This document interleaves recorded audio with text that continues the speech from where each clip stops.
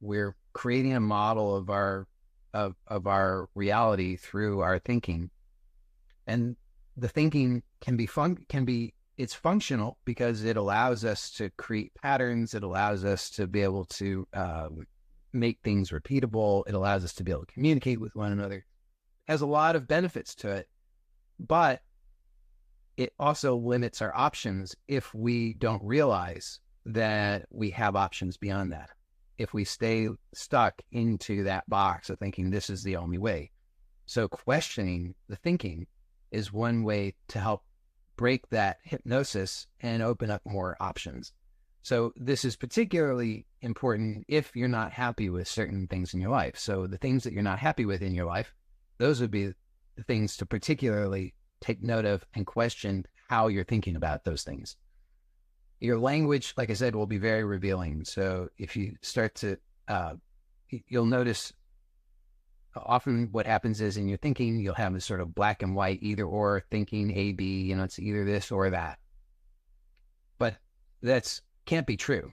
It can't be this or that, because in reality, it's totally wide open, infinite possibilities. So if you're thinking in terms of this or that, that's a red flag straight away that's false and delusional.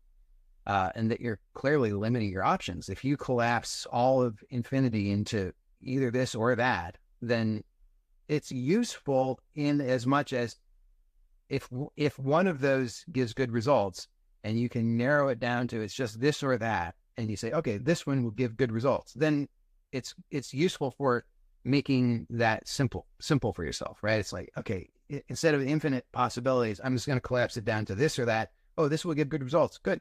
Do this. But it's problematic when you reduce everything, all of infinity, down to either do this or that. And then you're like, but either of them is going to give me good results. Now I'm in a bind. What can I do? It's only this or that. In all of life, I've got only this or that, and neither one's going to be good. Oh, woe is me. Woe is me. And just notice how often you do that to yourself in your life. I've got to do this or that. I stay or I go. So these are my only options. I've got to do this or that. And I'm like, I don't like either of them. Neither one of them is terrible. And then you get yourself all worked up into a depression or whatever the case might be.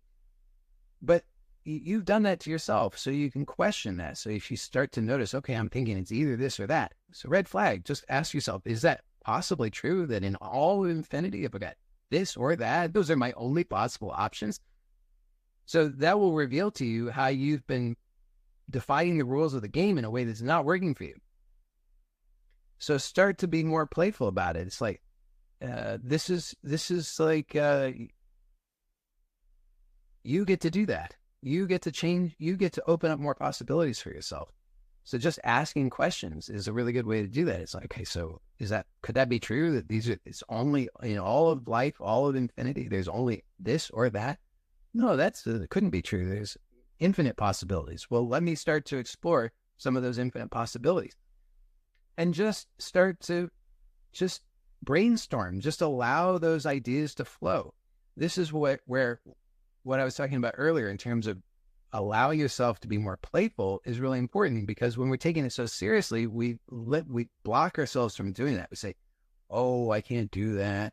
I'm no good at any of this. I'm not good at imagining. I'm not creative, and I'm not bold enough to do any of those things anyway. So why bother?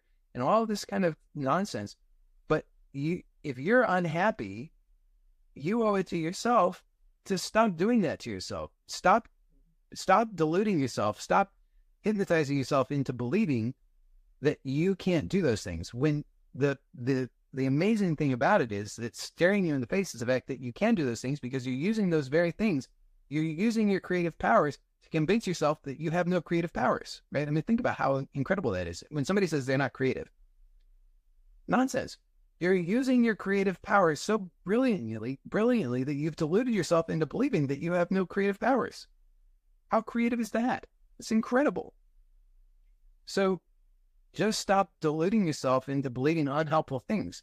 Know that you have the power and the responsibility to play in your life, because play is how you learn, and learning is how you're going to achieve your goals, how you're going to fulfill your desires. And This life is all about fulfilling your desires. Anybody who tells you anything else, question that, instead of just taking on a belief like, oh, gee, that person looks very respectable. That person's wearing a suit, or that person's wearing the get up or whatever. Boy, they look, they're very advanced yogi or whatever it is, whatever you're believing, you just say, oh, well, it must be true. Why? Just because somebody looks a certain way or talks a certain way, that doesn't make it true. You shouldn't believe what I say either.